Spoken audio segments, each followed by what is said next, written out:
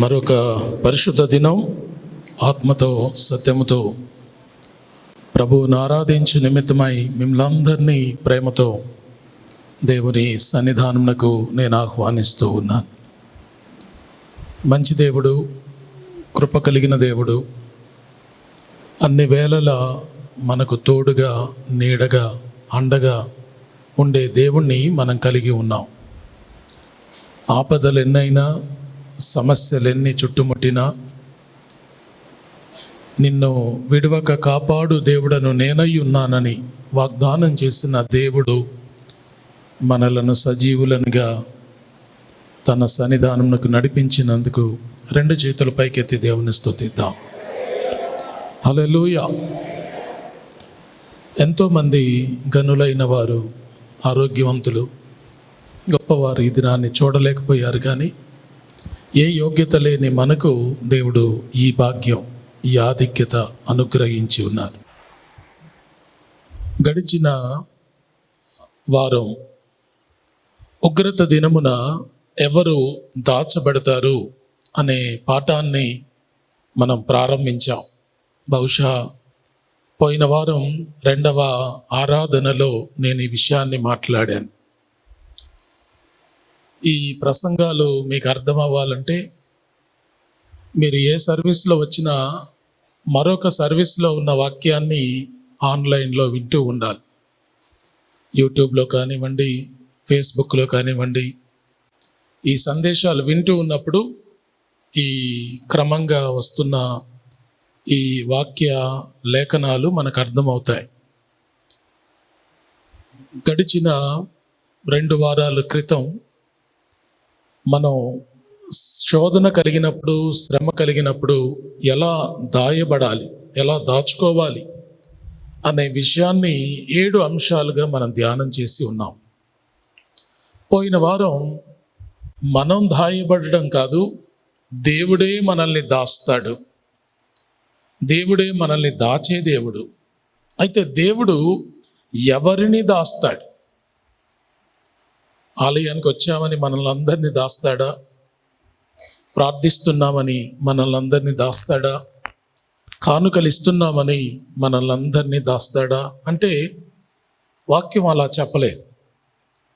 ఎవరైతే దేవుని కొలతకు అందుతారో, ఎవరైతే దేవుని దృష్టికి యోగ్యులుగా ఉంటారో వారిని దేవుడు దాస్తాడు అనే విషయాన్ని మనం గత వారం ప్రారంభించాం. 3 అంశాలు ధ్యానించాం. మరొక మారు ఆ మూల వాక్యాన్ని చదువుదాం. జెఫన్యా గ్రంథం 2వ అధ్యాయము మొదటి 3 వచనాలు. జెఫన్యా గ్రంథం 2వ అధ్యాయము మొదటి 3 వచనాలు మనం చదువుకుందాం. సిగ్గుమాలిన జనులారా కూడి రండి, పొట్టు గాలికి ఎగురునట్లు సమయము గతించుచున్నది. విధి నిర్ణయము కాకమునిపే, యెహోవా కోపాగ్ని మీ మీదికి రాకమునిపే, మిమ్మును శిక్షించుటకై యెహోవా ఉగ్రత దినము రాకమునిపే కూడి రండి. దేశములో సాత్వికులై ఆయన న్యాయ విధులను అనుసరించు సమస్త దీనులారా యెహోవాను వెదకుడి. మీరు వెదకి వినయము గలవారై నీతిని అనుసరించిన ఎడల ఒకవేళ ఆయన ఉగ్రత దినమున మీరు దాచబడుదురు. ఇక్కడ ఒక అద్భుతమైన సత్యాన్ని భక్తుడు ఆత్మ ద్వారా వివరించటం ప్రారంభించాడు. ఆ వివరణ ఏమిటి అంటే, ఒకవేళ ఆయన ఉగ్రత దినమున మిమ్మును దాచును. ఉగ్రత దినమున ఎవరిని దాచును? ఇది మన ప్రశ్న. ఈ పాఠానికి లేక ఈ సందేశానికి శీర్షిక ఏమిటంటే, ఉగ్రత దినమున ఎవరు దాచబడతారు? ఆ దాచబడేదానికి ఎవరు దాచబడతారో భక్తుడు 7 అంశాలు వివరించారు. మనం 1, 2 వచనాలను మనం చూస్తే, పశ్చాత్తాపపడి దేవుని వైపు తిరిగిన వారిని దేవుడు దాస్తాడు. ఇది మొదటి అంశం. మనం ఆయన దరి చేరితే, మనం ఆయన దగ్గరికి వెళ్తే, పశ్చాత్తాపముతో జీవితాన్ని క్రమపరుచుకొని ఆయన సముఖానికి మనం వెళ్ళగలిగితే దేవుడు మనలను ఉగ్రత దినమున దాస్తాడు. రెండవదిగా 3వ వచనాన్ని మనం చూస్తే అక్కడ వ్రాయబడుతున్న మాట సాత్వికులను దాస్తాడు. గర్విష్ఠులను కాదు, అహంకారులను కాదు, సాత్వికులు. సాత్వికులు అంటే సాధుతత్వం కలిగిన వారు, లేక మంచి మనస్సు కలిగిన వారు. ఎవరైతే సాత్వికముతో దేవుని కొరకు బ్రతుకుతారో వారిని దేవుడు దాస్తాడు అన్న విషయాన్ని పోయిన వారం సాత్వికులంటే ఎవరో, వాళ్ళు ఎలా ఉంటారో పోయిన వారం పాఠంలో నేను చెప్తూ వచ్చాను. మూడవదిగా ఇదే జెఫన్యా గ్రంథం 2వ అధ్యాయము 3వ వచనంలో యెహోవా న్యాయ విధులను అనుసరించు వారిని దేవుడు దాస్తాడు. దేవుడు ఉగ్రత దినమున మనల్ని దాయాలంటే మొదటి అర్హత పశ్చాత్తాపముతో ఆయన వైపు తిరిగి ఉండాలి. రెండవదిగా సాత్వికముతో బ్రతకాలి. మూడవదిగా ఆయన న్యాయ విధులను అనుసరించాలి. ఆయన న్యాయ విధులు అంటే దేవుని వాక్యం. దేవుని వాక్యాన్ని ఎవరైతే అనుసరిస్తారో, ఇక్కడ మనం గమనించాల్సింది ఏమిటంటే దేవుని వాక్యాన్ని చేతపట్టుకుంటే దాచబడం, దేవుని వాక్యాన్ని కళ్ళకద్దుకుంటే దాచబడం, దేవుని వాక్యాన్ని మన ఇంట్లో సెల్ఫ్ పైన పెట్టుకుంటే దాచబడం, లేక ఈ దేవుని వాక్యంలో ఉన్న వాక్యాల్ని వాగ్దానాల్ని ప్రేమ కట్టించుకొని గోడకు పెట్టుకుంటే మనం దాచబడం. వాటిని అనుసరించినప్పుడు, వాటి ప్రకారం జీవించినప్పుడు, వాటి ప్రకారం జీవనం చేసినప్పుడు దేవుడు మనల్ని దాస్తాడు. 4-5 మిగతా అంశాలు ఈ దినం మనం ధ్యానం చేయబోతూ ఉన్నాం. దేవుడు ఎవరిని దాస్తాడు అనే విషయాన్ని ఆ తర్వాత భాగాన్ని మనం చూస్తే జెఫన్యా గ్రంథం 2వ అధ్యాయము 3వ వచనం తర్వాత భాగాన్ని మనం చూస్తే అక్కడ వ్రాయబడుతున్న మాట సమస్త దీనులారా. ఎవరిని దేవుడు దాస్తాడంటే దీనులను దేవుడు దాచు దేవుడై ఉన్నాడు. ఈరోజు మనందరి జీవితంలో దేవుణ్ణి ఎరిగాము అంటేనే మనకున్న అహం, మనకున్న అతిశయం, మనకున్న హెచ్చింపు స్వభావం తగ్గిపోవాలి. ఆధ్యాత్మికమైన జీవితం దీనత్వముతో మిళితమై ఉన్నది. దేవుణ్ణి నమ్ముకున్నాము అని మనం చెప్తూ అహంకారులంగా ఉంటే, గర్విష్ఠులంగా ఉంటే, మనల్ని మనం గొప్ప చేసుకుంటూ ఉంటే మనము ఉగ్రత దినమున దాచబడలేము. ఎందుకంటే ఎవరైతే అహంకారముతో బ్రతుకుతారో, అతిశయముతో బ్రతుకుతారో ఉగ్రత వారిని ముంచివేస్తుంది. ఎందుకు ముంచివేస్తుంది అంటే దేవుడు అహంకారులకు కృప చూపించడు, దీనులకే కృప చూపిస్తాడు. దేవుడు అహంకారులను పట్టించుకోడు, దీనులనే ఆయన పట్టించుకుంటాడు. కీర్తనాకారుడు 108వ కీర్తన 6వ వచనాన్ని మనం చూస్తే యెహోవా మహోన్నతుడైనను ఆయన దీనులను లక్ష్యపెట్టును, ఆయన దూరము నుండి గర్విష్ఠులను బాగుగా ఎరుగును. ఆయన మహోన్నతుడై ఉన్న దేవుడైనప్పటికీ దీనులను లక్ష్యపెట్టు దేవుడు. దేవునికి స్తోత్రం. ఆయన ఎంత గొప్ప దేవుడైనా మనకు తెలుసు, ఆయన ఎంత ఉన్నతమైన దేవుడో మనకు తెలుసు. అంత ఉన్నతమైన దేవుడు అయినప్పటికీ, మహోన్నతుడైన దేవుడు అయినప్పటికీ దీనులను ఆయన పట్టించుకుంటాడు. నువ్వు ఎక్కడ ఉండినా నీ దీనత్వాన్ని బట్టి నిన్ను దాస్తాడు. నీ దీనత్వాన్ని బట్టి దేవుడు క్రియ చేయడం ప్రారంభిస్తాడు. చాలాసార్లు మనం అనుకుంటాం దీనత్వం అంటే మనల్ని మనం ప్రార్థనలో ప్రభువా నేను పురుగును, లేక నేను బూడిదను, లేక నేను పెంటను అని చెప్పడం అనుకుంటాం.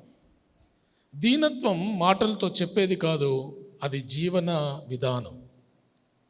మన మాటల్లో దీనత్వం ఉండాలి, మన చేతల్లో దీనత్వం ఉండాలి, మన నడకలో దీనత్వం ఉండాలి. మనం ప్రభు కొరకు జీవించే జీవన శైలిలో దీనత్వం కనబడాలి. దీనత్వం అనేది ఒక అలంకారమై ఉండాలి.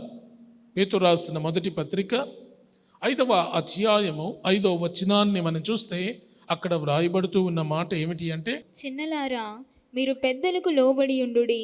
మీరందరూ ఎదుటివాని ఎడల దీన మనస్సు అను వస్త్రము ధరించుకొని మిమ్మును అలంకరించుకొనుడి. దేవుడు అహంకారులను ఎదిరించి దీనులకు కృప అనుగ్రహించును. అక్కడ భక్తుడు ఏం రాస్తాడు అంటే, దేవుడు అహంకారులను ఎదిరిస్తాడు, దీనులకు కృప ఇస్తాడు గనక మనమందరము ఎదుటి వారి ఎడల దీన మనస్సు అనే వస్త్రాన్ని ధరించుకోవాలి. ఈరోజు మనమందరం ఆ దీన వస్త్రమును ధరించుకుని మనం జీవనం చేస్తూ ఉంటే మనకి 7 గొప్ప ఫలితాలు ఉంటాయి అని వాక్యం చెప్పింది. యోబు గ్రంథం 5వ అధ్యాయము 11వ వచనాన్ని మనం చూస్తే, దీనత్వం కలిగి మనం జీవిస్తే మనకు కలిగే మొదటి ఫలం ఏమిటి అంటే, అట్లు ఆయన దీనులను ఉన్నత స్థలములలో నుంచును. దీనులను ఉన్నతమైన స్థితికి దేవుడు తీసుకువెళ్తాడు. నీవు దీన వస్త్రం ధరించుకొని దీనత్వంతో ఉండినప్పుడు నీవు నేను ఊహించని స్థితికి, ఉన్నత స్థితికి దేవుడు మనల్ని తీసుకువెళ్తాడు.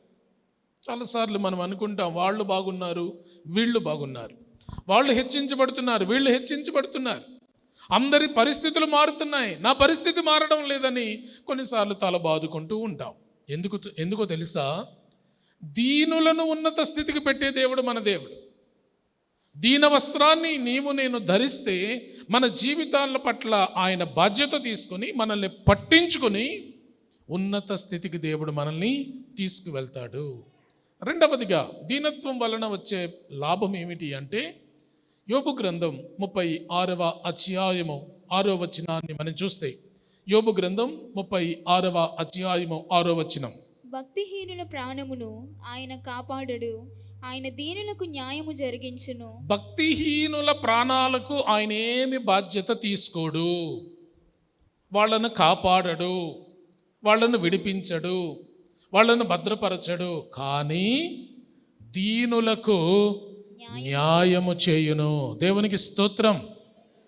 ఎవరైతే దీనత్వముతో ప్రభువు కొరకు బ్రతకడం ప్రారంభిస్తారో వారికి దేవుడే న్యాయం చేయడం ప్రారంభిస్తాడు. నీకు మనుషులు కాదు న్యాయం చేసేది.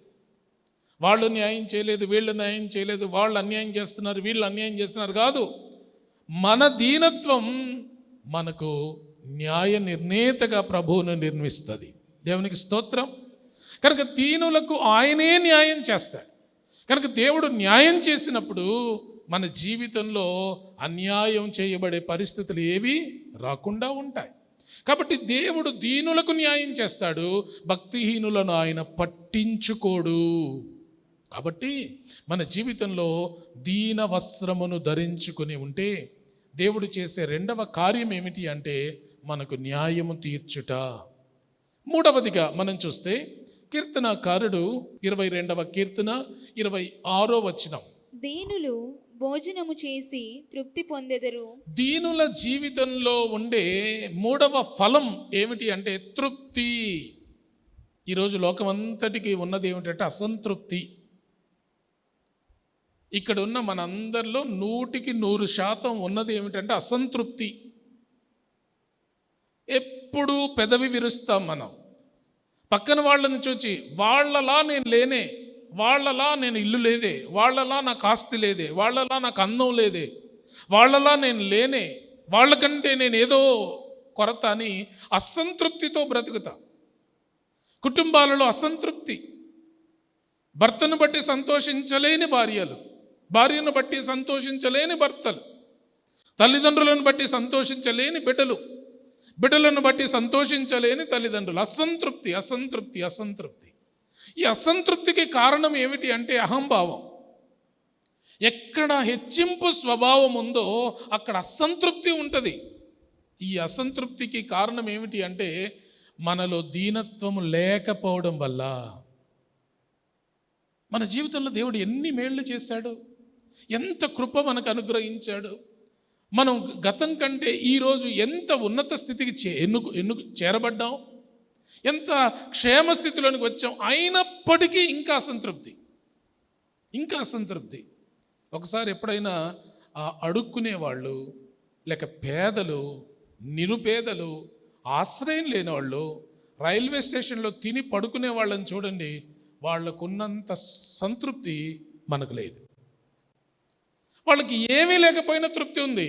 వాళ్ళకి ఏమీ లేకపోయినా చక్కగా ఆరు బయట చక్కగా పడుకుంటారు, ఆనందిస్తారు, సుఖపడతారు. మళ్ళీ ఉదయమే వెళ్ళి జోల పట్టుకొని అడుక్కుంటారు. కానీ వాళ్ళకి తృప్తి ఉంది. కానీ అన్నీ ఉన్న మనకు అసంతృప్తి ఎందుకో తెలుసా? హోషేయ గ్రంథం 4వ అధ్యాయము 10వ వచనాన్ని మనం చూస్తే అక్కడ వ్రాయబడుతున్న మాట. హోషేయ గ్రంథం 4వ అధ్యాయము 10వ వచనం. వారు యెహోవాను లక్ష్యపెట్టుట మానిరి యెహోవాను లక్ష్యపెట్టుట మానిరి గనుక వారు భోజనము చేసినను తృప్తి భోజనం చేసిన, తృప్తి బట్ట కట్టుకున్నా, ఇల్లు కట్టుకున్నా, పొలం కొన్నా, ఇంకేది ఉన్నా ఏముండదు, తృప్తి లేక ఉందురు. కారణం ఏమిటంటే మనలో దీనత్వం లేనప్పుడు తృప్తి అనేది రాదు. వీళ్ళు అన్నీ ఉన్నాయి, ఏదో అంటారు కదా, పంచభక్ష పరమాన్నం అంటే ఇంకా బోల్డ్ తింటారు.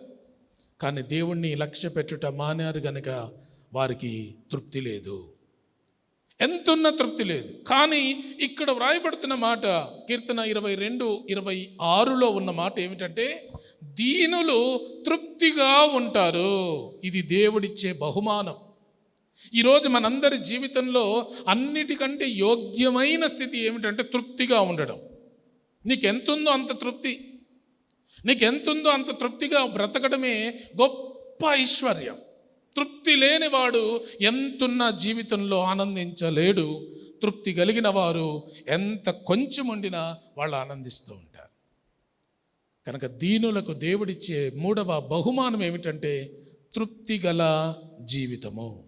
4వదిగా మనం చూస్తే కీర్తనలోని 37వ కీర్తన 11వ వచనంలో దీనులకు దేవుడిచ్చే 4వ బహుమానం ఏమిటి అంటే దీనులు భూమిని స్వతంత్రించుకొందురు. దీనులు భూమిని స్వతంత్రించుకొందురు.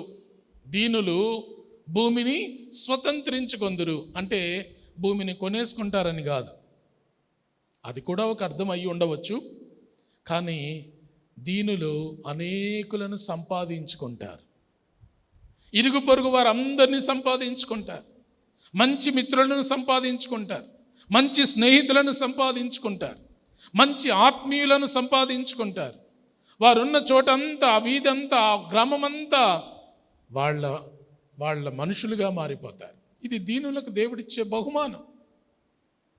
మనం ఉన్న జీవితం, నేను ఉన్నతమైన జీవితం జీవిస్తున్నానంటే నీ పొరుగునున్న వాళ్ళతో నీకు సమాధానం లేకపోతే, నీ ఎదురుగా ఉన్న వాళ్ళతో నీకు సంబంధం లేకపోతే, నీ వీధి వాళ్ళతో నీకు ప్రేమ లేకపోతే నీకెంతున్నా అంత సొన్నే. 4 గోడల మధ్యలో ఎంత ఆస్తి ఉంటే లాభం ఏమిటి? నీ ఇరుగు పొరుగు వాళ్ళతో నీకు స్నేహం, నీ ఎదుటి వాళ్ళతో ఒక మంచి సహవాసం, నీ వీధి వాళ్ళతో ఒక మంచి అనుబంధం ఉంటే అదే గొప్ప బహుమానం. ఇదే భూమిని స్వతంత్రించుకోవడం అంటే. అనేకులను సంపాదించుకుంటారు దీనులు, గర్విష్ఠులు అనేకులను పోగొట్టుకుంటారు. ఒక వీధిలో ఒక దీన కుటుంబం ఉందనుకోండి, అందరూ వారిని గౌరవిస్తారు, వాళ్ళతో మాట్లాడతారు. గర్విష్ఠుడు ఉన్నాడు అనుకోండి, ఎవరు తనతో మాట్లాడలేరు. ఎందుకంటే ఎవరిని రానివ్వడు గనక, ఎవరిని మెట్లు ఎక్కనివ్వడు గనక, ఎవరితో సహవాసం చేయడు గనక, ఎవరితో ఉండదు గనక వాళ్ళ జీవితంలో అనేకులను కోల్పోతారు. ఆధ్యాత్మికమైన జీవితం ఎలా ఉండాలి అంటే, మన జీవితంలో ఒకవేళ మన డబ్బు నష్టమైనా పర్వాలేదు, ఎదుటి వారితో స్నేహం మాత్రం కొనసాగించబడాలి. వాళ్లకు ప్రేమ పంచాలి, మనతో వారికి అనుబంధం పెరుగుతూ ఉండాలి. ఎందుకు మనం వాళ్ళతో అనుబంధాన్ని పెంచుకోవాలంటే ఒక సూత్రం ఉంది. 6 మాసాలు ఎవరితోనైనా స్నేహం చేస్తే వారు వీరైపోతారు. నీ ఇంటి ప్రక్కన వాళ్ళను నువ్వు మార్చుకోవాలంటే నీ స్నేహం వాళ్ళకి అందించబడాలి, నీ భక్తి వారికి అంటుకోవాలి, నీ ఆత్మీయత వారికి మంటగా వారికి అంటుకోవాలి. అప్పుడే వాళ్ళు మారుతారు. నేను ఎవరిని ముట్టుకోను, నేను ఎవరితో మాట్లాడను, ఎవరితో నాకు సంబంధం లేదంటే నువ్వు అలాగే ఉంటావు. ఫలము లేని చెట్టుగా చివరికి అగ్నిలో వేయబడతావు. మొదట మనం చేయాల్సింది ఏమిటంటే మన గ్రామం, మొదట మన కుటుంబం, తర్వాత మన వీధి, తర్వాత మన గ్రామం, ఇలా సువార్త వ్యాప్తి ప్రభావితం అవ్వాలి, అది ప్రబలాలి. అలా మనం భూలోకమును స్వతంత్రించుకోవాలి అంటే దానికి మూలం దీనత్వాన్ని ధరించుకోవడం. దీనత్వాన్ని ధరించుకుంటే అనేకులను సంపాదించుకోగలుగుతాం, భూలోకమును స్వతంత్రించుకోగలుగుతాం, దేవుని చిత్తం నెరవేర్చిన వాళ్ళంగా మనం ఉంటాం. కనుక దీనులకు దేవుడిచ్చే 4వ బహుమానం ఏమిటంటే వారు భూలోకమును స్వతంత్రించుకుంటారు, లేక భూమిని స్వతంత్రించుకుంటారు. 5వదిగా దీనులకు దేవుడు చేసే అద్భుతమైన కార్యం. కీర్తనాకారుడు 147వ కీర్తన 6వ వచనాన్ని మనం చూస్తే అక్కడ వ్రాయబడుతూ ఉన్నమాట, యెహోవా దీనులను లేవనెత్తువాడు. దీనత్వము కలిగిన వారు ఎక్కడ పడితే అక్కడ లేపబడతానే ఉంటారు. మనం ఎప్పుడు పడకుండా ఉండం, పడిపోతూనే ఉంటాం. అనేక సందర్భాలలో జారిపోయే పరిస్థితులు వస్తాయి. అనేక సార్లు జారిపోతాం, అనేక సార్లు పడిపోతాం, అనేక సార్లు కృంగిపోతాం. కానీ దీనత్వానికి దేవుడిచ్చే బహుమానం ఏమిటంటే నువ్వు పడితే ఆయన లేపుతూ ఉంటాడు. దీనులను ఆయన పైకి లేవనెత్తు దేవుడు. మరి గర్విష్ఠుల్ని వదిలేస్తాడు, అహంకారులను వదిలేస్తాడు. పడిన వాళ్ళు పడిపోతారు, అలాగే జోగిపోతారు, అలాగే కృంగిపోతారు, అలాగే మాయమైపోతారు. కానీ దీనులను మాత్రం ఏ స్థితిలో పడినా దేవుడు తిరిగి వారిని పైకి లేపుతాడు. అందుకే దీనత్వం ధరించుకోవడం ఎంతో అవసరం. మనం దీన మనస్సు కలిగి, దీనత్వాన్ని కలిగి మన జీవితాన్ని కొనసాగిస్తే ఎన్నిసార్లు పడిపోయినా ప్రభు లేపుతూ ఉంటాడు. నేను నిలకడగా నడుస్తానని ఎవరని చెప్పలేం. గతంలో మనం ఒక పాఠం నేర్చుకున్నాం, తాను నిలుచుచున్నానని తలంచుకున్నవాడు పడకుండా. కొరింథీయులకు రాసిన మొదటి పత్రిక 10వ అధ్యాయము 12వ వచనంలో ఉన్న ఆ మాటను ఒక పాఠంగా నేర్చుకున్నాం మనం. తాను నిలుచుచున్నానని తలంచుకొనువాడు పడకుండునట్లు జాగ్రత్తగా చూచుకొన. అంటే నిలిచేవాడు పడతాడు, నిలిచేవాడు పడిపోతాడు, నిలిచేవాడు పడడానికి అవకాశం ఉంది. కనుక నిలిచిన వాడు పడకుండా జాగ్రత్త పడాలి. ఇక్కడ దీనుడికి ఉన్న గొప్పతనం ఏంటంటే పడిపోయినా దేవుడు లేపుతాడు. నీవెన్నిసార్లు కృంగిపోయినా, ఎన్నిసార్లు నీకు ఆపద వచ్చినా, ఎన్నిసార్లు నీకు జబ్బు చేసినా, ఎన్నిసార్లు ప్రమాదమే వచ్చినా, డాక్టర్లే ఇక అయిపోయింది నా వల్ల అవదు అన్నా, లేపే దేవుడు మనకున్నాడు. దేవునికి స్తోత్రం. ఆయన దీనులను పైకి లేపే దేవుడు. మనం ఏ స్థితిలో కృంగిపోయినా ఆ స్థితి నుండి మనల్ని పైకి లేవనెత్తి నిలవబెట్టే దేవుడు మనకున్నాడు. అందుకే దీనత్వాన్ని ఎప్పుడు అశ్రద్ధ చేయకూడదు. ఈ బహుమానాలన్నీ ఎవరికి? దీనులకు మాత్రమే. దీనులకే ఈ అవకాశం, దీనులకే ఈ కృప, దీనులనే దేవుడు పట్టించుకుంటాడు. అందుకే దీనత్వం ధరించాలి. ఇక 6వదిగా మనం చూస్తే ఈ దీనత్వం వలన దేవుడు మనకిచ్చే బహుమానం ఏమిటి అంటే, ఇదే కీర్తనలో 149వ కీర్తన 4వ వచనాన్ని మనం చూస్తే 149వ కీర్తన 4వ వచనం, యెహోవా తన ప్రజలందు ప్రీతి గలవాడు, ఆయన దీనులను రక్షణతో అలంకరించును. ఆయన దీనులను రక్షణతో అలంకరించను. దేవుడు తన ప్రజల యందు ప్రీతి కలిగిన వాడు, ప్రేమ కలిగిన వాడు. ఎవరిని ప్రేమిస్తాడు? దీనులను. దీనులకు రక్షణ అనుగ్రహిస్తాడు. రక్షణ కవచం, రక్షణ అనుభవం, రక్షణ జీవితం, రక్షణ ఆనందం ఎవరికో తెలుసా? దీనులకు మాత్రమే. మరి గర్విష్ఠులకు రక్షించబడతారు కానీ కోల్పోతారు. మన అతిశయం మన రక్షణను కోల్పోయేలా చేస్తుంది. మన గర్వం మన రక్షణను కోల్పోయేలా చేస్తుంది. అందుకే దీనత్వం రక్షణను కాపాడుకునేలా చేస్తుంది. అందుకే దీనత్వం కలిగి ఉండాలి. దీనులకు మాత్రమే ఆయన రక్షణను ఒక అలంకారంగా ఇస్తాడు. ఏ విషయంలోనైనా మనం గర్వించడానికి వీల్లేదు. ఎందుకంటే ఏదైనా దేవుడి కృపే. ఈరోజు బ్రతికున్నామంటే నేను బాగా తిన్నాను కనుక, బాగా ట్యాబ్లెట్లు వేసుకున్నాను కనుక, మాస్క్ పెట్టుకున్నాను కనుక, నేను శానిటైజర్ చేసుకున్నాను కనుక నేను ఈరోజు బతుకున్నానని చెప్పగలమా? మనకంటే జాగ్రత్తగా ఉన్నవాళ్ళు చచ్చి నేలలో పాతి పెట్టబడ్డారు. ఇది దేవుని కృప. కనుక దేవుడి రక్షణ ఎవరికి ఉంటుంది అంటే దీనులకే. దీనులకు ఆయన రక్షణతో అలంకరిస్తాడు. వారి చుట్టూ ఒక కవచం వేస్తాడు, వారి చుట్టూ ఒక భద్రతను ఇస్తాడు. కనుక దీనత్వాన్ని ఎప్పుడు మనం విస్మరించకుండా ఆ దీనత్వాన్ని మన జీవితంలో కలిగి ఉంటే ఎప్పుడు రక్షణే, మనకు ఎప్పుడు రక్షణే.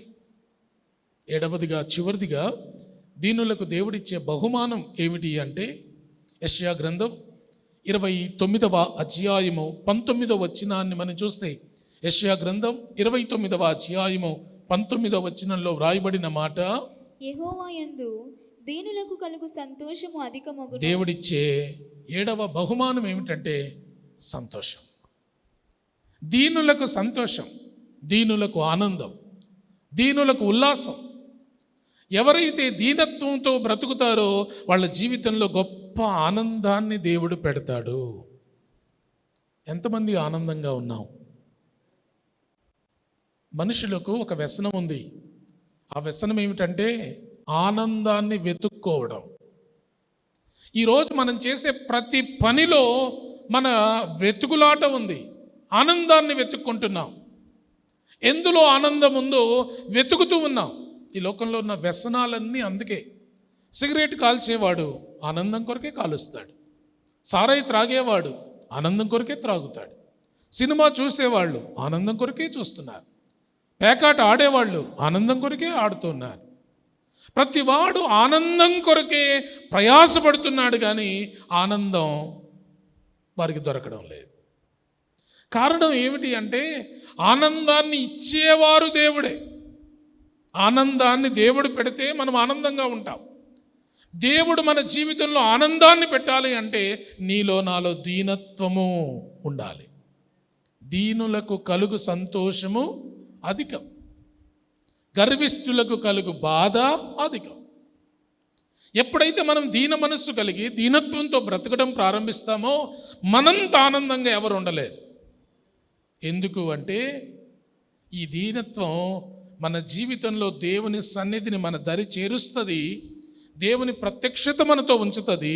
అప్పుడు 30వ కీర్తన 5వ వచనం, 30వ కీర్తన 5వ వచనాన్ని మనం చూస్తే అక్కడ వ్రాయబడుతున్న మాట, సాయంకాలమున ఏడుపు వచ్చి రాత్రి ఉండినా ఉదయమున సంతోషము కలుగు. అంతే. ఒకవేళ సాయంకాలం ఏదో సమస్య వచ్చింది, ఏదో బాధ వచ్చింది, ఏదో సమస్య వచ్చింది, రాత్రి కాస్త దుఃఖపడ్డాం, ఉదయం లేచేసరికి అసలు ఆ దుఃఖపు ఆనవాళ్లే ఉండవు, మళ్ళీ ఆనందిస్తాం. ఇది దేవుడు దీనులకిచ్చే బహుమానం.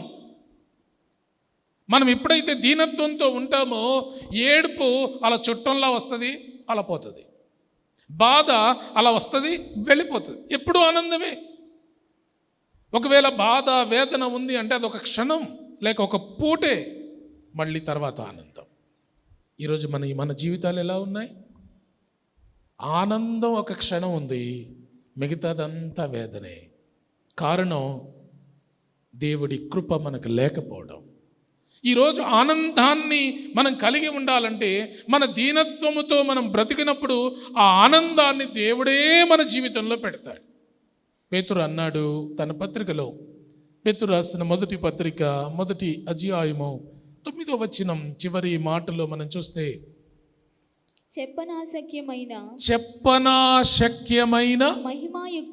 మహిమాయుక్తమునైన సంతోషము ఇది గలవారై. ఏమి సంతోషం?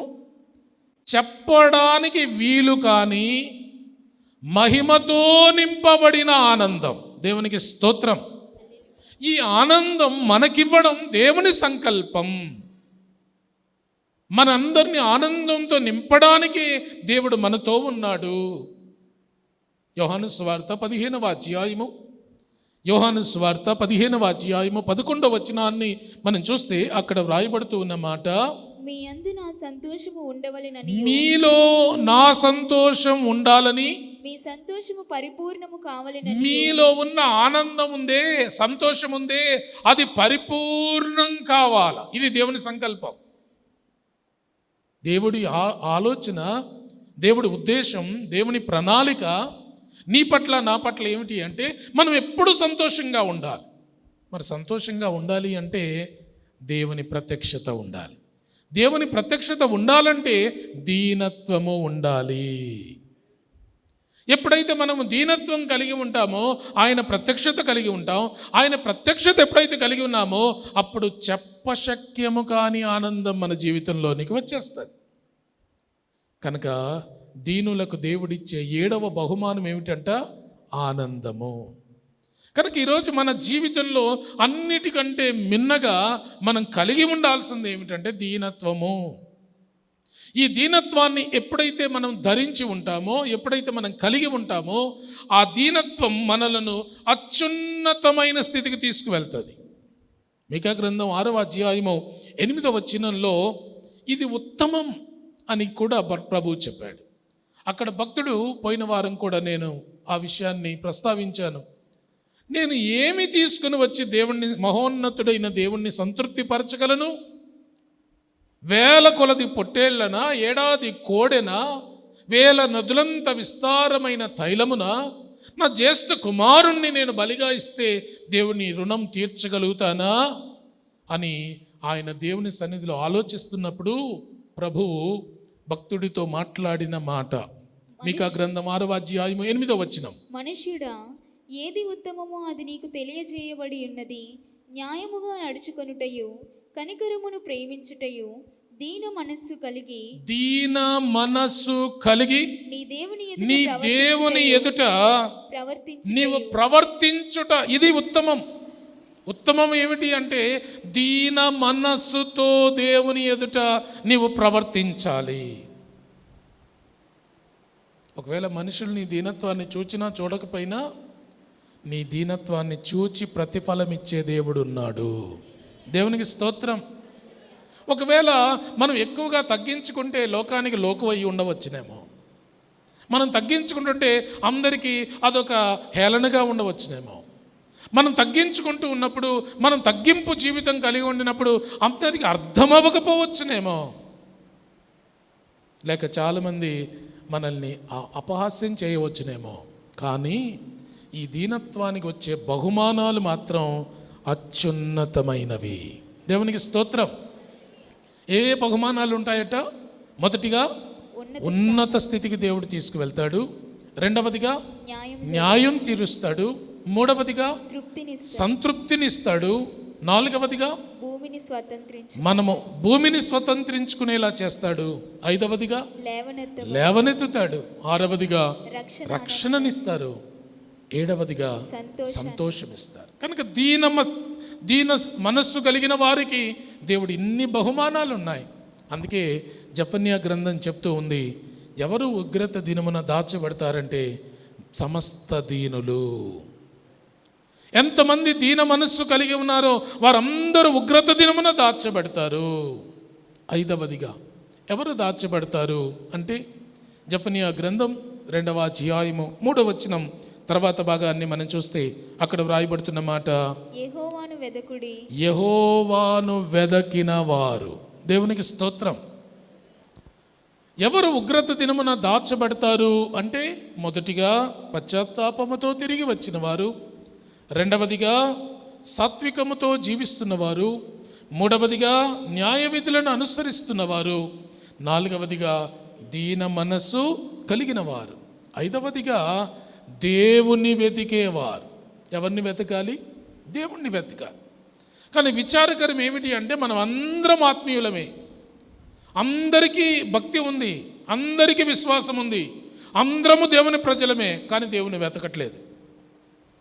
ఏం వెతుకుతున్నాము అంటే ఆశీర్వాదాలు వెతికేవాళ్ళు కొంతమంది, స్వస్థతలు వెతికేవాళ్ళు కొంతమంది, ఐశ్వర్యం వెతికేవాళ్ళు కొంతమంది, పేరు ప్రఖ్యాతులను వెతికేవాళ్ళు కొంతమంది, దేవుని దగ్గరకు వచ్చాను కనుక ఏం కలిసి వస్తుందో ఆలోచించేవాళ్ళు కొంతమంది. ఈరోజు మన దృక్పథం మారిపోయింది. మనం ప్రభువును వెతకడానికి రాలేదు, ప్రభువును వెతకడానికి లేము. మనం ఏవేవో ఇతరమైన వాటిని వెతుకుతూ ఉన్నాం. అనవసరమైన వాటి వెంట మన జీవితాలు కొనసాగించబడుతున్నాయి. ఒకవేళ బాగా దృష్టి పెట్టి కనిపెట్టి వెతికి కోట్ల రూపాయలు సంపాదించామనుకోండి, నీ ఉగ్రత దినాన ఆ డబ్బు నిన్ను కాపాడుతుందా? ఒకవేళ ఎంతో దృష్టి పెట్టి ఎంతో శ్రద్ధ వహించి ఆస్తులు కూర్చేసుకున్నావు అనుకోండి, ఏ ఆస్తి అయినా ఉగ్రత దినమున నిన్ను కాపాడుతుందా? ఎంతో కష్టపడి ఎంతో సమయాన్ని కేటాయించి ఏవేవో లోక సంబంధమైనవన్నీ సంపాదించాం, ఏదైనా ఉగ్రత దినమున నిన్ను కాపాడుతుందా? ప్రియులారా, ఉగ్రత దినమున మనల్ని కాపాడవలసిన వారు, దాయవలసిన వారు ప్రభువు మాత్రమే. అందుకే మన జీవితంలో ప్రతి క్షణం ఆయనను వెతకాలి, ఆయనను కోరుకోవాలి. ప్రభువా, ఈ లోకంలో ఏది ఉన్నా లేకపోయినా మీరుంటే చాలు, ఏమి ఉన్నా లేకపోయినా మీ ప్రత్యక్షత ఉంటే చాలు, మీరు నాతో ఉంటే చాలు. ఒకసారి అలా ప్రయత్నించి చూడండి, అలాంటి ఆలోచనతో ప్రయాణం చేయండి. ఇవన్నీ నాకు తాత్కాలికం, ప్రభువా మీరే శాశ్వతం, మీరే నాకు కావాలి, మీరే నాకు కావాలి, మీరే నాకు కావాలి అని అడగండి. అలా సిద్ధపడండి. ఆ జీవితానికి ఉన్న మధురం ఎలా ఉంటుందో చూడండి, ఆ మధురమైన అనుభూతి ఎలా ఉంటుందో చూడండి. ఈరోజు మనం మన జీవితంలో ప్రభువును వెతకలేకపోతూ ఉన్నాం. ఎందుకు వెతకలేకపోతున్నాము అంటే ఆలోచనలు ఎక్కువైపోయాయి, దృక్పథాలు ఎక్కువగా ఉన్నాయి, వేరు వేరు ఆలోచనలతో వేరు వేరు దృష్టితో మనం ప్రయాణం చేస్తున్నాం కనుక ప్రభువును వెతకక ఇతరమైన వాటిని వెతకడం ప్రారంభించాం. 119వ కీర్తన 2వ వచనంలో కీర్తనాకారుడు అన్నారు, 119వ కీర్తన 2వ వచనం, ఆయన శాసనములను గైకొనుచు పూర్ణ హృదయముతో ఆయనను వెతుకువారు ధన్యులు. ఆయనను వెతికే వాళ్ళు ధన్యులుగా మాట్లాడతారు. ఈరోజు మన జీవితంలో ధన్యత ఎప్పుడొస్తుంది అంటే ఆస్తి కూర్చున్నప్పుడో, డబ్బు కూర్చుకున్నప్పుడో, పలుకుబడి వచ్చినప్పుడో, లేక మన జీవితంలో ఏదో సాధించినప్పుడు కాదు. ధన్యత ఎప్పుడంటే ఆయన వెతికినప్పుడే. ప్రభువును వెతికిన వారు ధన్యులుగా ఎంచబడతారు. ఆ ధన్య జీవితం మన జీవితంలోనికి వస్తుంది. అందుకే ప్రతి క్షణం ప్రభువును వెతకాలి, వెతకాలి, వెతకడానికి ప్రయత్నం చేయాలి. వెతికితే తప్పకుండా ఆయన దొరుకుతాడు. ఇర్మియా గ్రంథం 29వ అధ్యాయము, ఇర్మియా గ్రంథం 29వ అధ్యాయము 13వ వచనాన్ని మనం చూస్తే అక్కడ వ్రాయబడుతూ ఉన్న మాట 29:13, వెతికిన ఎడల మీరు నన్ను వెతికిన ఎడల పూర్ణ మనస్సుతో నన్ను గూర్చి విచారణ చేసిన ఎడల మీరు నన్ను కనుగొందురు. దేవునికి స్తోత్రం. మీరు వెతికితే నేను మీకు కనబడతాను. ఎంతమంది చూశారు యేసయ్యను? ఎంతమంది కనుగొన్నారు? యేసయ్య దర్శనం కలిగింది, యేసయ్య నాకు కనబడ్డాడు, ఆయన ప్రత్యక్షతను చూచాను, ఆయన ముఖ దర్శనాన్ని చూచాను, ఆయన నా దరి చేరడం చూచాను, ఆ వెలుగును చూచాను, ఆ మహిమను చూచాను, ఆ ప్రభావాన్ని చూచాను అని ఎంతమంది చెప్పగలరు? ఎందుకో తెలుసా? వెతకడం లేదు గనక దొరకడం లేదు. మీరు నన్ను వెతికితే నేను కనబడతాను మీకు, మీరు వెతికితే నన్ను కనుగొంటారు, నేను కనబడతాను మీకు. ఎవరో వాళ్ళు వీళ్ళు సాక్ష్యాలు చెప్తుంటే ప్రభు కనబడ్డాడు, వెలుగు వచ్చింది, ప్రభావం వచ్చింది, మహిమ వచ్చింది అని చెప్తుంటే ఆహా ఆహా అనడం కాదు, నువ్వే చూస్తావు. ఎప్పుడు చూస్తాం మనం అంటే వెతికే మనస్సు మనకున్నప్పుడు, వెతకాలనే ఆలోచన మనకున్నప్పుడు వెతికితే ఆయన మనకు కనబడతాడు. అదే ప్రభువు చెప్పాడు, మీరు ఏం చేయమన్నాడు? మీరు నన్ను వెతికిన ఎడల పూర్ణ మనస్సుతో నన్ను వెతికిన ఎడల మీరు నన్ను కనుగొందురు. దేవునికి స్తోత్రం. ఈరోజు దేవుణ్ణి కనుగొనాలి, దేవుణ్ణి వెతకాలి. అప్పుడే మన జీవితాలు దాచబడతాయి, సురక్షితంగా మార్చబడతాయి. దేవుణ్ణి వెతకడం నేర్చుకోవాలి. అంతేకాదు కీర్తనకారుడు అన్నాడు, 105వ కీర్తన 2-3 వచనాలు లేక 3-4 వచనాలు, 105వ కీర్తన 3-4 వచనాలు. ఆయన పరిశుద్ధ నామమును బట్టి అతిశయించుడి. యెహోవాను వెదుకువారు హృదయమందు సంతోషించుదురుగాక. యెహోవాను వెదకుడి, ఆయన బలమును వెదకుడి, ఆయన సన్నిధిని నిత్యము వెదకుడి. ఆయన సన్నిధిని వెతికే వాళ్ళకి ఏం దొరుకుతుందంట? హృదయమందు సంతోషం. ఆయన వెతికితే సంపూర్ణమైన ఆనందంతో నింపబడతాం. ఎందుకంటే ఆయన వెతికితే దొరుకుతాడు కదా. వెతికింది దొరికితే ఎంత ఆనందం. మనం వెతికేది దొరికితే మనకున్న సంతోషం, ఆ ఆనందం, ఆ ఉల్లాసం ఎంత గొప్పగా ఉంటుంది. మీరు దారిలో వెళ్తూ వెళ్తూ ఒక వస్తువు కోల్పోయారు, ఇంటికి వెళ్ళిన తర్వాత అది వెతుక్కున్నారు, దొరకలేదు. అలా వీధి గుండా నడుచుకుంటూ వచ్చారు, మీరు వెతికేది దొరికింది. ఎలా ఉంటుంది మీ మనసు? ఉల్లాసం. పోయింది దొరకడం, వెతికినప్పుడు దొరకడం అంటే అది గొప్ప ఆనందం. ఈరోజు దేవుడు అన్నాడు, మీరు నన్ను వెతికితే మీరు సంతోషిస్తారు. కానీ విచారకరం ఏమిటి అంటే, దేవుడు ఎన్నిసార్లు కొట్టినా, ఎంత దేవుడు కోపం చూపించినా, మనల్ని ఎంతగా శత్రువుకు అప్పగించినా, జబ్బులకు అప్పగించినా, తెగుళ్ళకు అప్పగించినా, శోధనకు అప్పగించినా, ప్రతికూలతకు అప్పగించినా అస్సలు ప్రభువును పట్టించుకోవట్లేదు మనం. యెషయా గ్రంథం 9వ అధ్యాయం, యెషయా గ్రంథం 9వ అధ్యాయము 11, 12, 13 వచనాలు. యెషయా గ్రంథం 9వ అధ్యాయము 11, 12, 13 వచనాలు. యెహోవా వాని మీదికి రెజీనునకు విరోధులైన వారిని హెచ్చించుచు వాని శత్రువులను రేపుచున్నాడు. తూర్పున సిరియాయు, పడమట ఫిలిష్తీయులను నోరు తెరచి ఇశ్రాయేలీయులను మృంగివేయవలెనని ఉన్నారు.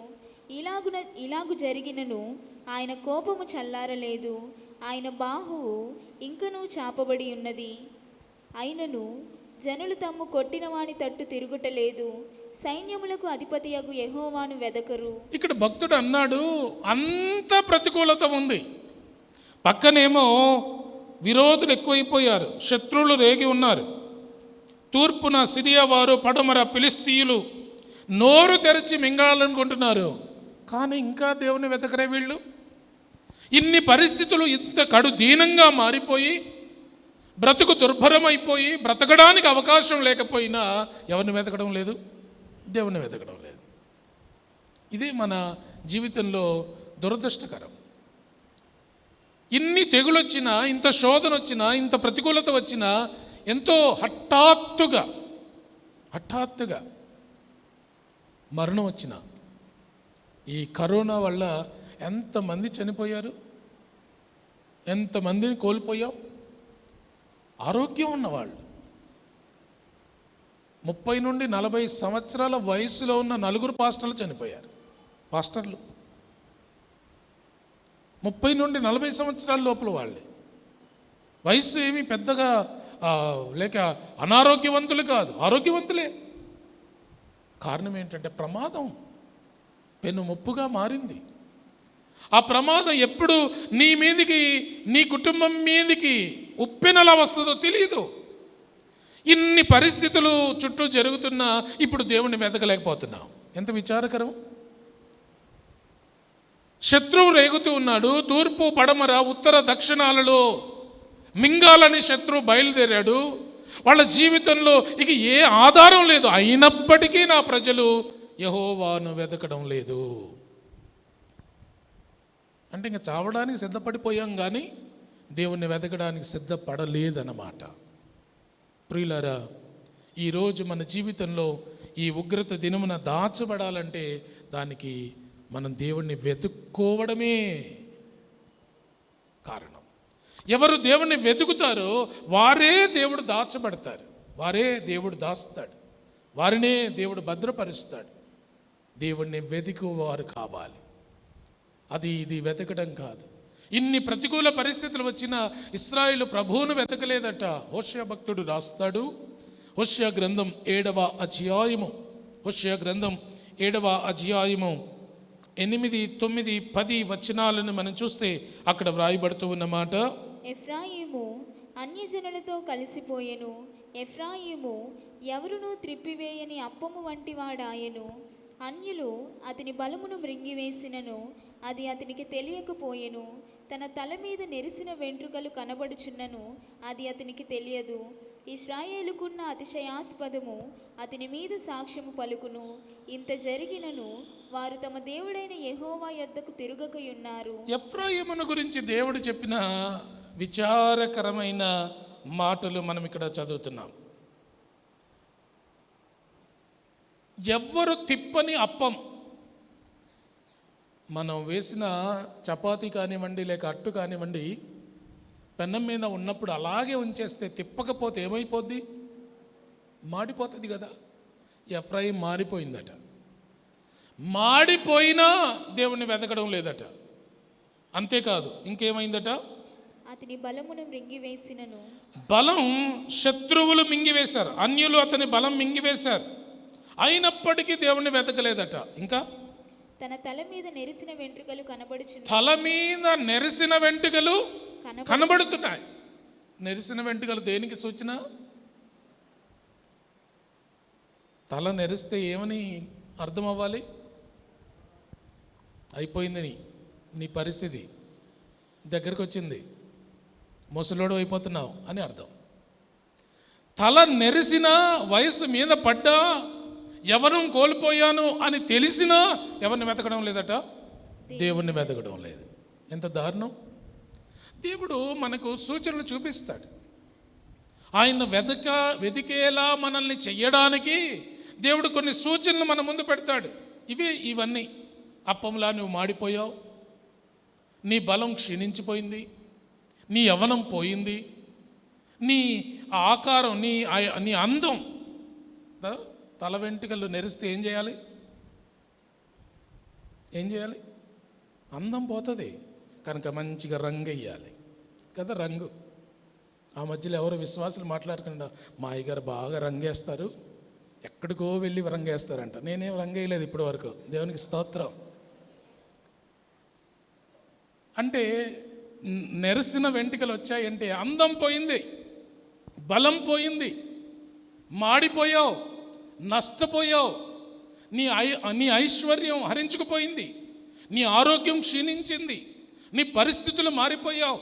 ఒకప్పుడు సౌందర్యంగా కనబడిన నీవు ఇప్పుడు అందవిహీనంగా కనబడ్డావు. అయినప్పటికీ దేవుని వెతకడం లేదు. ఇంతకంటే దౌర్భాగ్యం ఏముంటుంది?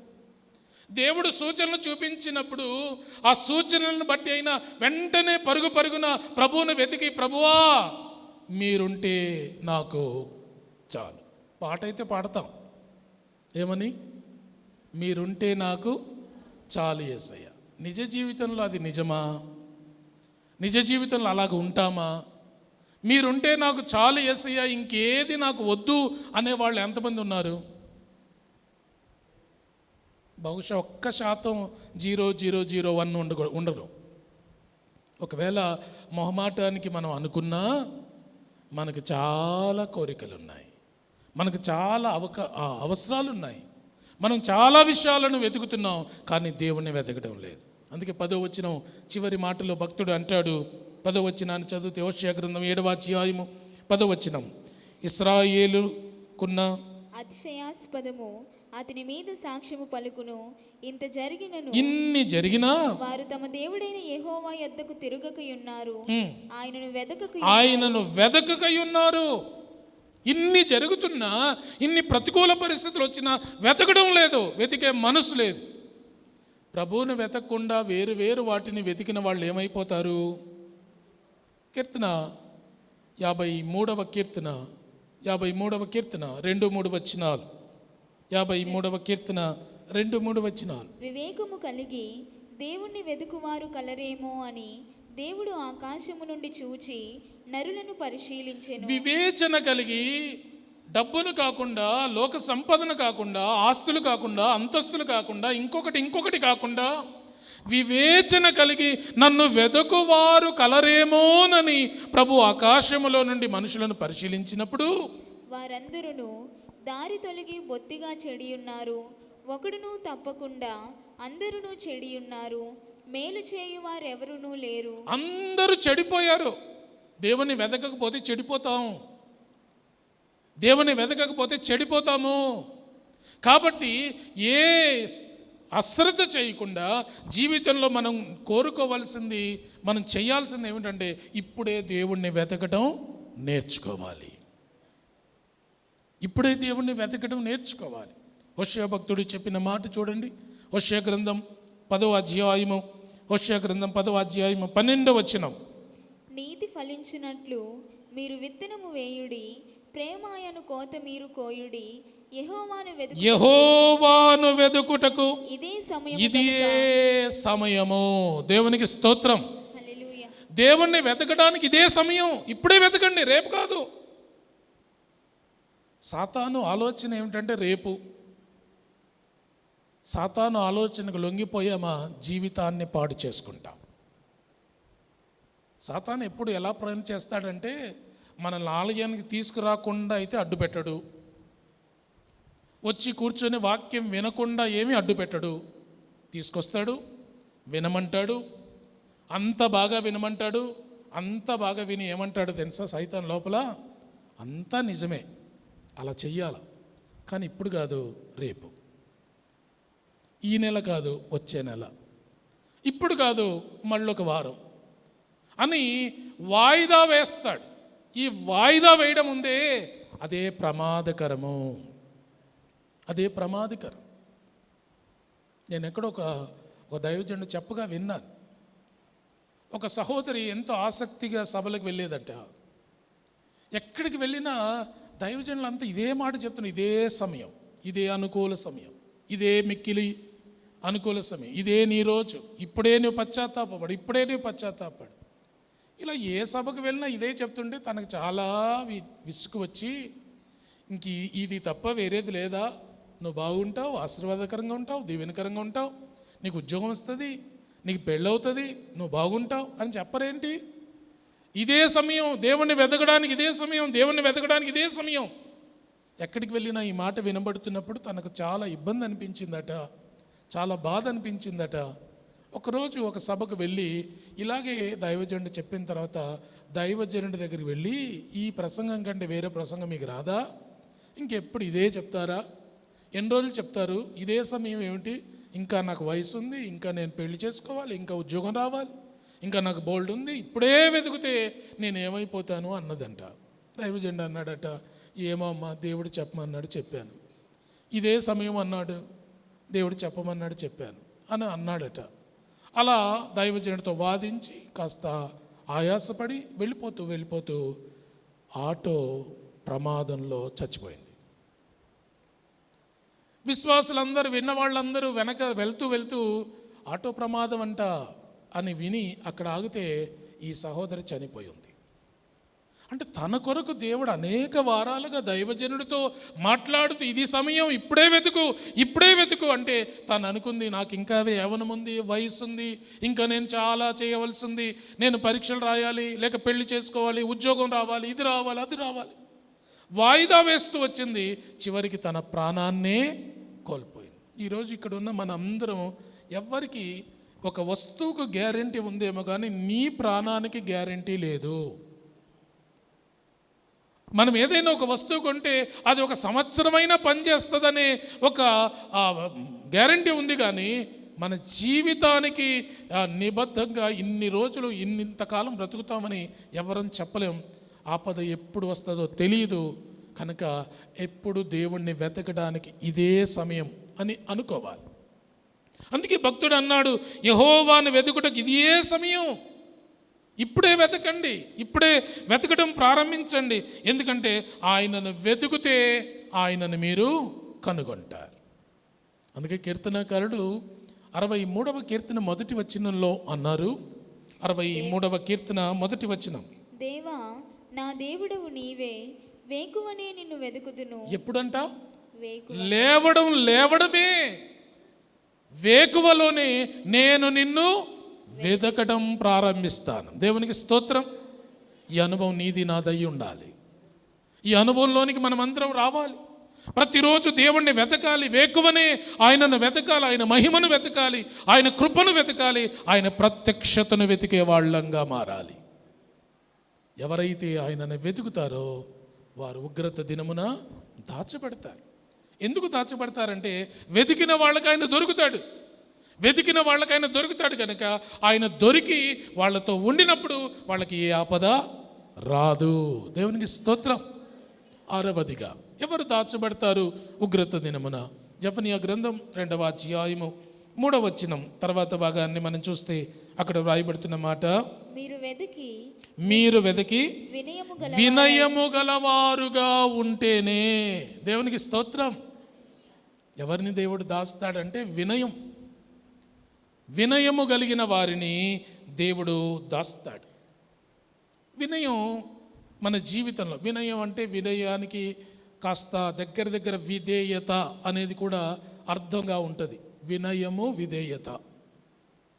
వాస్తవానికి వినయం అంటే విధేయత కాదు, అది దగ్గర సంబంధం.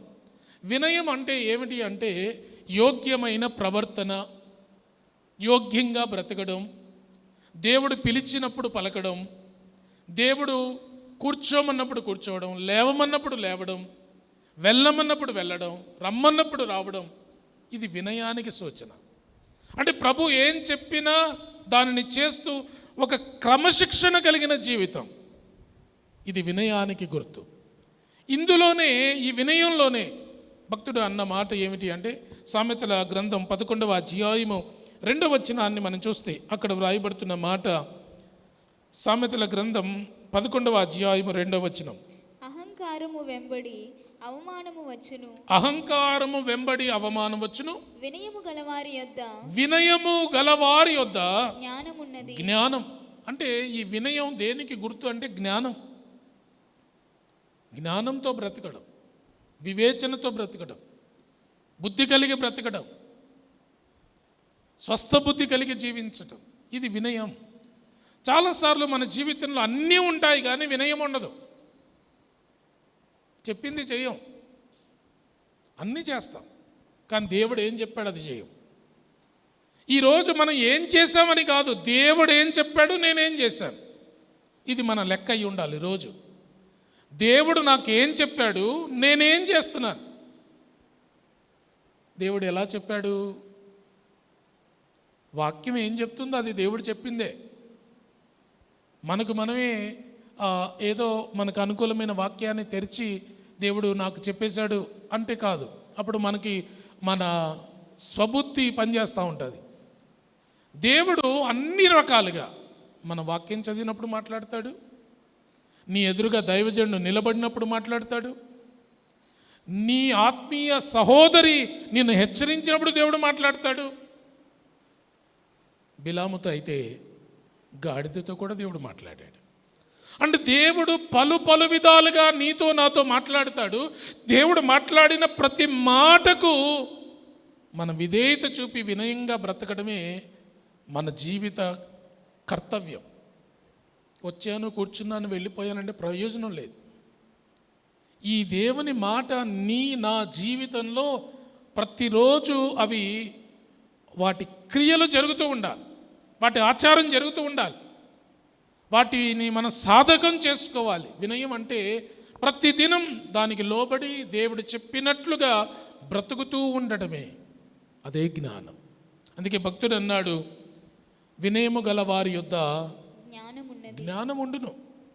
సామెతలు 15:33 వచనాన్ని మనం చూస్తే అక్కడ వ్రాయబడుతున్న మాట, యెహోవా యందు భయభక్తులు కలిగి ఉండుట జ్ఞానాభ్యాసమునకు సాధనము, ఘనతకు ముందు వినయముండును. ఈ వినయానికి పరిపూర్ణంగా ఫలం ఏమిటో తెలుసా? ఘనతకు ముందు వినయం ఉండాలి. అంటే నాకు ఘనత రావాలి, దేవుడు నన్ను హెచ్చించాలి, దేవుడు నన్ను జీవించాలి. మన ఆధ్యాత్మికమైన జీవితంలో ఎక్కడ వేసిన గొంగలు అక్కడేగా ఉండకూడదు, ఎదగాలి. మన జీవితంలో మనం ప్రతిదినం ఇలాగే ఉంటే ఆత్మీయ జీవితంలో దేవుడికి సంతోషం లేదు. మన పిల్లలు పుట్టి మన ఒళ్ళోకి వచ్చి 10 సంవత్సరాలైనా ఒళ్ళోనే ఉన్నారనుకోండి, ఎలా ఉంటుంది? ఎంత బాగుంది, మా అబ్బాయి నా ఒళ్ళోనే చక్కగా ఉన్నాడు, 10 సంవత్సరాలైనా ఇంకా నేను జోలపడుతున్నానే అనుకుంటుందా ఏ తల్లి అయినా? ఎదగాలి, వయసు రీతిగా అతడు ఎదగాలి, పాకాలి, నడవాలి, మాట్లాడాలి. ఇవన్నీ మనం కోరుకుంటాం, ఎదుగుదల కోరుకుంటాం. ఈ ఎదుగుదల ఆత్మీయ జీవితంలో కూడా కనబడాలి. మనం ఎక్కడ వేసిన గొంగలు ఎక్కడైనా ఉంటే మనల్ని చూసి దేవుడు రోజు విచారిస్తుంటాడు, ఏమి ఇంకా అక్కడేనా, ఇంకా వినే చోటే ఉన్నావా? వినడం కాదు, చెప్పే స్థాయికి వెళ్ళాలి. మన స్థాయి పెరుగుతూ ఉండాలి. మనం ఎప్పుడు ఇలాగే ఉండకూడదు. వర్తమానికులం అవ్వాలి, సువార్థికులం అవ్వాలి, బోధకులం అవ్వాలి, దేవుని కొరకు ప్రవక్తలుగా మారాలి, అపోస్తులుగా మారాలి. మన స్టేజ్ పెరగాలి. పెరగాలి అంటే వినయం ఉండాలి. ఘనతకు ముందు వినయము ఉంటుంది. కనుక ఎప్పుడైతే మనం వినయముతో దేవుని సన్నిధిలో బ్రతకడం ప్రారంభిస్తామో దాని ప్రతిఫలం ఏమిటంటే ఘనత. కనుక ఘనపరచబడాలి అంటే వినయములోనికి మనం రావాలి. యోబు గ్రంథం 22వ అధ్యాయం, యోబు గ్రంథం 22వ అధ్యాయం 29వ వచనాన్ని మనం చూస్తే, యోబు గ్రంథం 22వ అధ్యాయము 29వ వచనం. నీవు పడద్రోయబడినప్పుడు మీదు చూచెదనందువు వినయము గలవానిని ఆయన రక్షించును. వినయం ఎక్కడ ఉందో అక్కడ రక్షణ ఉంది. వినయము గల వారిని ఆయన రక్షిస్తాడు. అంతేకాదు యెషయా గ్రంథం 57వ అధ్యాయము 15వ వచనం మనం చూస్తే, యెషయా గ్రంథం 57వ అధ్యాయము 15వ వచనంలో రాయబడిన మాట, మహాగణుడును మహోన్నతుడును పరిశుద్ధుడును నిత్య నివాసియునైన వాడు ఇలాగు సెలవిచ్చుచున్నాడు, నేను మహోన్నతమైన పరిశుద్ధ స్థలములో నివసించువాడను అయినను వినయము గల వారి ప్రాణమును ఉజ్జీవింపజేయుటకును నలిగిన వారి ప్రాణమును ఉజ్జీవింపజేయుటకును వినయము గల వారి యొద్దకును దీన మనసు గల వారి యొద్దను నివసించుచున్నాను. అక్కడ దేవుడు అన్నాడు, నేను మహోన్నతుడను మహాగణుడను పరిశుద్ధ స్థలాల్లో ఉంటాను, అయినప్పటికీ వినయము గల వారి దగ్గర ఉంటాను. వినయం దేవుని ప్రత్యక్షత మన దరి చేరుస్తుంది. కనుక వినయముతో మన జీవితాన్ని కొనసాగించడం నేర్చుకోవాలి. పిలిపిలికి రాసిన పత్రిక 2వ అధ్యాయము 3వ వచనం. సమయం అయిపోతుంది, నేను ముగిస్తాను. పిలిపిలికి రాసిన పత్రిక 2వ అధ్యాయం 3వ వచనాన్ని మనం చూస్తే, కక్ష చేతనైనను వృధాతిశయము చేతనైనను ఏమీయూ చేయక వినయమైన మనస్సు గలవారై వినయమైన మనస్సు గలవారై ఒకనిని ఒకడు తనకంటే యోగ్యుడిగా ఎంచుకోండి. వినయం ఏం చేస్తుందంటే ఎదుటి వాళ్ళని యోగ్యులుగా చూపిస్తుంది. వినయం లేకపోతే మనమే గొప్పోళ్ళం అనిపిస్తుంది. వినయం ఉన్న చోట ఎదుటి వాళ్లకు ఘనత ఉంటుంది. వినయం లేని చోట నేనే గొప్పోడిని, వాళ్ళకంటే నేనే గొప్పోడిని, వాళ్ళకంటే నేనే గొప్పోడిని. ఇది వినయం లేని చోట. వినయ మనస్కులు ఏం చేస్తారంటే ఎదుటి వాళ్ళని గొప్పవాళ్ళు అంటారు. అమ్మా చెల్లి, నాకంటే నువ్వు గొప్పదానివమ్మా. సహోదరుడా, నాకంటే నువ్వు ఆలస్యంగా దేవుని తెలుసుకున్నా, నాకంటే ఎక్కువగా నువ్వు ఆత్మీయతలో ఉన్నావు తమ్ముడు, నువ్వే గొప్ప అని అంటది వినయ మనస్సు. లేక వినయ మనస్సు లేదనుకో, నేను సీనియర్ని, నేనే గొప్పవాడిని, నేనే పునాది, నా అంతటి వాళ్ళు ఎవరు లేరంటది. కనుక వినయ మనస్కులై ఒకరిని ఒకరు హెచ్చించుకుంటూ పోతే దేవుడు నిన్ను హెచ్చిస్తాడు. దేవునికి స్తోత్రం.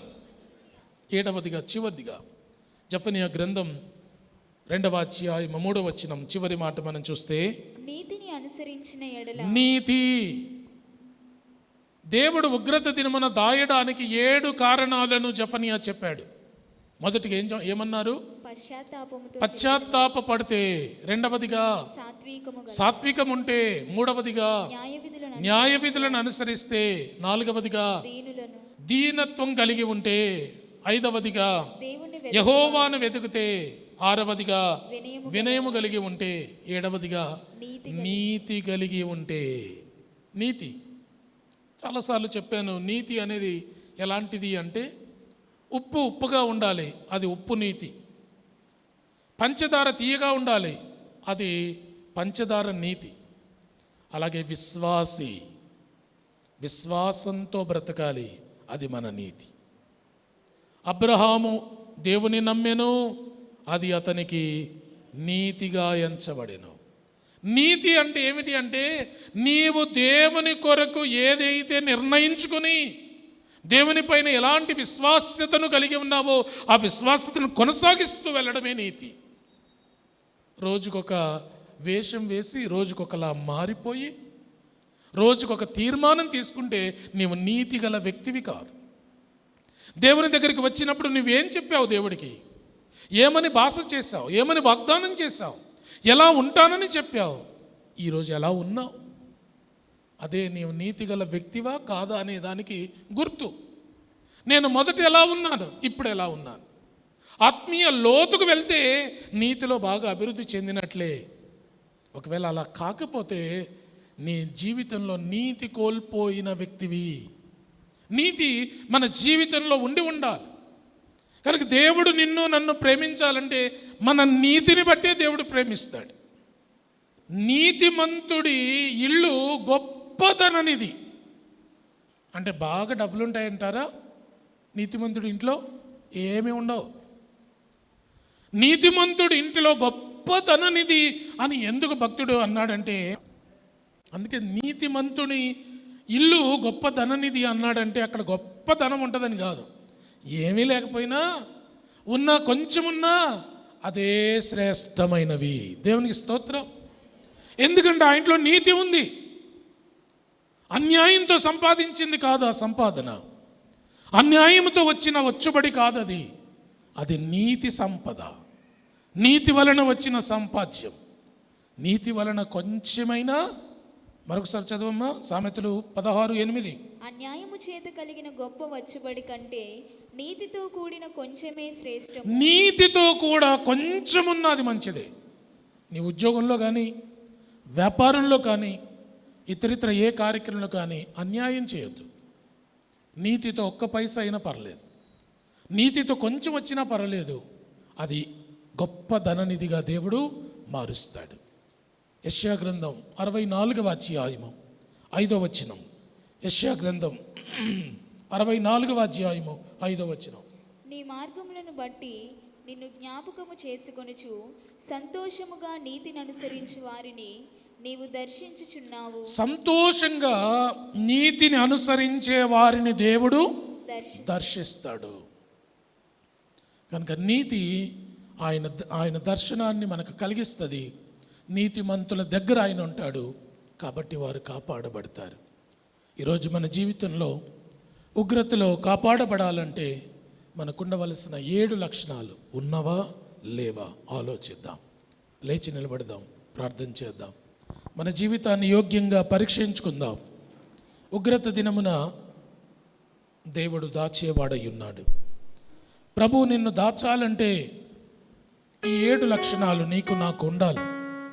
పశ్చాత్తాపం ఉండాలి, సాత్వికం ఉండాలి, వాక్యము అనుసరించే అనుభవం ఉండాలి, దీనత్వం ఉండాలి, ప్రభువును వెతికే లక్షణం ఉండాలి, వినయం ఉండాలి, నీతి ఉండాలి. ఉన్నాయా? లేకపోతే ఇప్పుడే ప్రభువుని అడుగుదాం. ప్రభువా, నేను దాచబడాలనుకుంటున్నాను, నా జీవితాన్ని సవరించండి. నేను ఏవైతే కొదవగా ఉన్నానో వాటిని కలిగి ఉండడానికి నేర్పించండి అని కోరుకుందాం.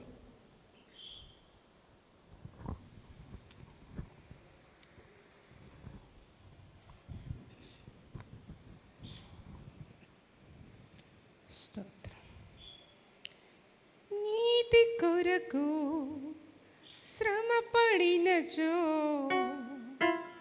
మీరు ధన్యులు. నీతి కొరకు శ్రమ పడినచో మీరు ధన్యులు. ప్రాణమిచ్చిన క్రీస్తు శ్రమలలో పాలివారవుదురు. ప్రాణమిచ్చిన క్రీస్తు శ్రమలలో పాలివారవుదురు. నీతి కొరకు శ్రమ పడినచో మీరు ధన్యులు. మీ శత్రువులను మీరు ప్రేమించుడి, మిమ్ము ద్వేషించు వారికి మేలు చేయుడి. మీ శత్రువులను మీరు ప్రేమించుడి, మిమ్ము ద్వేషించు వారికి మేలు చేయుడి అని క్రీస్తు పలికిన మాట మరచితివా? అని క్రీస్తు పలికిన మాట మరచితివా?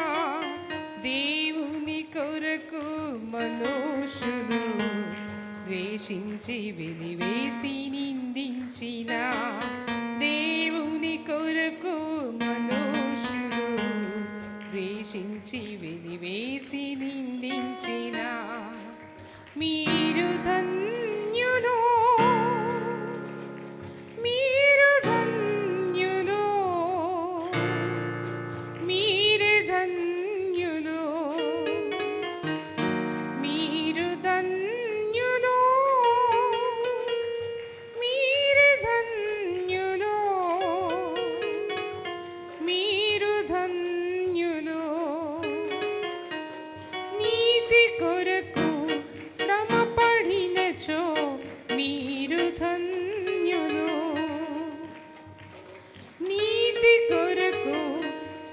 పడినచో మీరు ధన్యులు. ప్రాణమిచ్చిన క్రీస్తు శ్రమలలో పాలివారౌదురు. ప్రాణమిచ్చిన క్రీస్తు శ్రమలలో పాలివారౌదురు.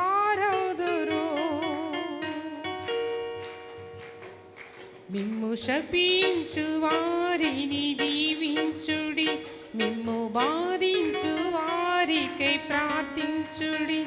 మిమ్ము శపించు వారిని దీవించుడి, మిమ్ము బాధించు వారికై ప్రార్థించుడి అని క్రీస్తు పలికిన మాట మరచితివా? అని క్రీస్తు పలికిన మాట మరచితివా?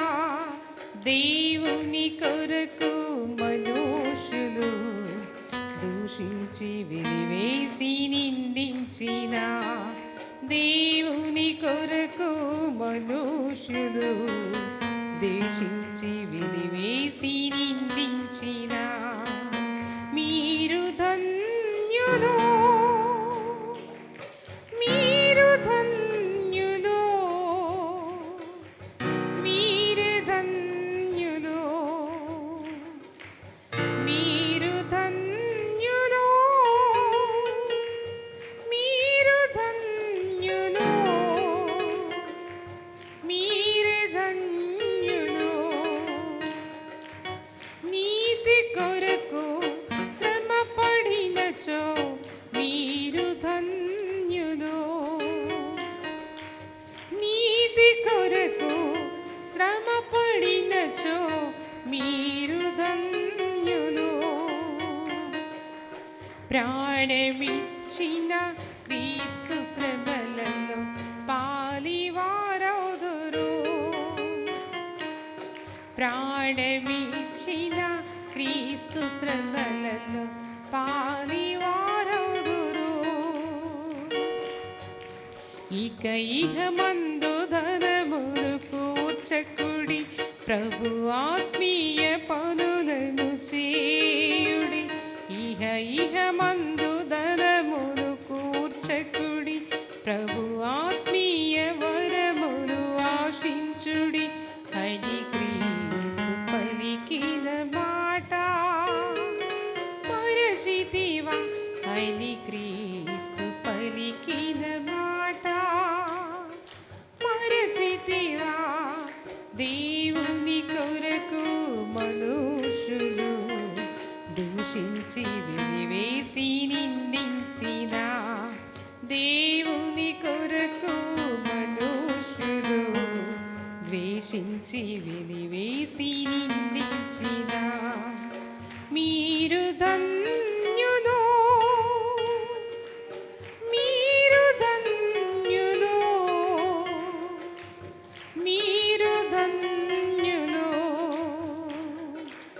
మీరు ధన్యులు, మీరు ధన్యులు, మీరు ధన్యులు, మీరు ధన్యులు, మీరు ధన్యులు,